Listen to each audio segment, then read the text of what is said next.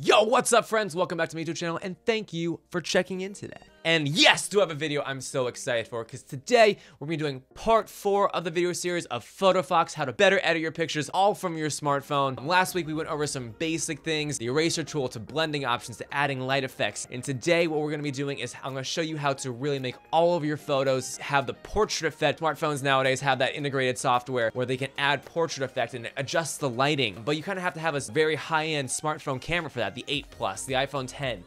The Google Pixel, things like that. But not everyone has those. Some people still rocking iPhone 5s out there and other phones. So if you have an older phone that doesn't have the option to do portrait mode, hey, maybe you like me and you have an iPhone 8 and you can't even do portrait mode because it's not integrated in the software. You don't have that dual lens. So today what we're gonna talk about is how you're able to use what pictures you have on your smartphone using Photofox to give you that blurry background and that bokeh effect. Go ahead and open up Photofox. I'm gonna pull my screen up right here. Boom. Awesome. So now that you have Photofox pulled up, you can see that I have this image of my cat Oliver here sticking his tongue out because he does not like Mondays. But I wanted to use an image that I took on my own phone because I think that's going to really make it more relatable. So if there's an image that you took that you want to kind of add that blur back to, use that. If you want to use a stock picture, that's fine. You want to just have something where your image is centered to do that portrait, and we're going to blur the background. You have your layer and your picture set up. On our layers panel on the right side, we're going to click on our layer, press duplicate. Now this is the fundamental part. Duplicating it on a bottom layer, we're gonna hide it so we just see the top layer. Clicking on our top layer, we're gonna go into the layers panel on the bottom and then down to eraser like we always do. Now we're gonna go ahead around and we're gonna erase that background. Now this is something that you don't have to be super nitpicky with. If you want to, you can be. But since we're dealing with blurs here, it's even kind of cool to get rid of part of your subject so you kind of blur between what the background is and what your subject is.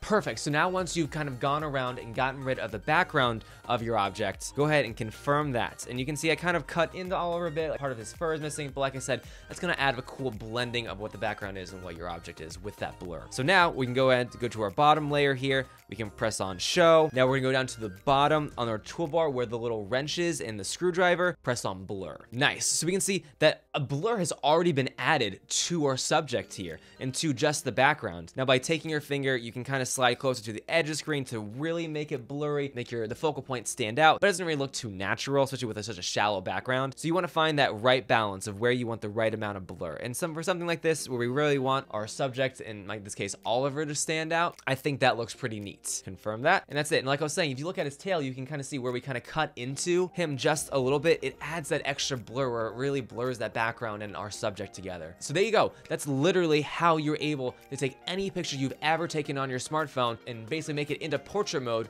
without having the portrait mode features that were given to you. So yes, it's not quite as easy. It's not integrated software, but you can do it in about 30 seconds to a minute once you get the hang of it. It's so simple. So if that's all you wanted to come here for, nice. But as you guys can see here, there's on the bottom, there's 2 more different kind of blurs you can add. There's a motion blur as well as a zoom blur. And I want to go ahead and go over what these are and what they look like and how you can use them. Okay, cool. So the next one, when we go with a motion blur, I'm gonna use a stock picture. So if you go to search and you pick out your pictures, you can go and type in sailboat like I have up here, and it's gonna be the 3rd one on the bottom that we're gonna be using. And so we're doing the same thing that we did when we first started with Oliver. Click on our layer, duplicate, hide that bottom layer, go down to the layers panel on the bottom, press eraser, and we're gonna erase our background, getting rid of everything. So we just focus on our subject. Now it's okay again to be a little bit lazy here and just focus in on getting out that background. So there we go. Looks good. Pretty straightforward, very easy. Confirm that. Now we're gonna head, go to a bottom layer, show it, go down to the toolbar on the tools, blur this time, and do motion blur. It's kind of cool. It's showing us how things are blurred. Now I usually use 2 fingers on here, or 2 thumbs, but you can kind of rotate what the blur is. But it looks kind of weird if it's like this. You want that blur, the motion blur, to be going the direction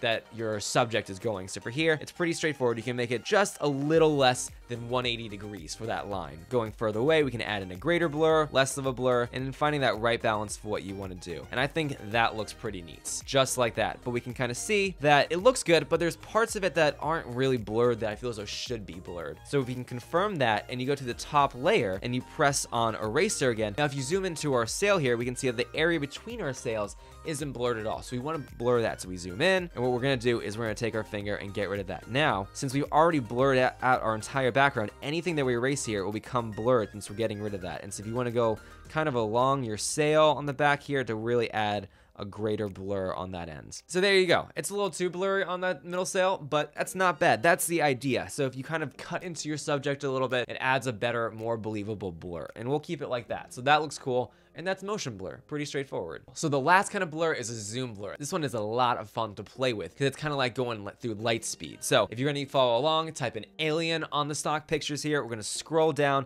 to the one with the alien going to the tunnel in through the lights. Click on that. There you go. Add in our layer, hide it, eraser, and now we're gonna go ahead and erase that background again. This part, we wanna keep that light because that's gonna be kind of our pivot points for where the zoom is kind of coming out. Pretty easy, pretty straightforward. Confirm that. Show our bottom layer again. Now go into tools, blur, and we'll do zoom. And already dope. Super cool doing that. No zoom at all, a lot of zoom, and you can really affect what kind of thing you're going for. I want to make it kind of on the lighter end, just so you see that motion blur right there coming out of the light. So the sides are still very dark, but now you really just see the alien in that what will look like a natural light leakage coming out. And that's it. That's how you can use Photofox to add a bokeh effect to yours, to do motion blur and a zoom blur. Now these are things that even if you had a high-end iPhone or high-end smartphone with a nice camera, these are things that don't just naturally come into it. So by having Photofox and knowing these skills, you can make any effect that you want on these photos and really show off to your friends. Look what I did on my iPhone 5, on my 3-year-old phone that doesn't have these really cool features. And plus you learned something. You didn't let software do it. You got that knowledge base on there. So everyone, thanks for checking in today. I hope you enjoyed this photo tutorial and going through these parts of it. If you have any suggestions that you want, anything that you'd like me to go over, you have questions about, you can always reach me at Instagram at Instagraffiti or Twitter at Ryan. Of course, as always, in the comments below. Let's have a talk about what we're making right now. But as always, everyone, thank you so much for checking in. Don't forget to like, dislike, comment, subscribe. As much my channel as it is yours, and I can't wait to see you all in the next video. Peace.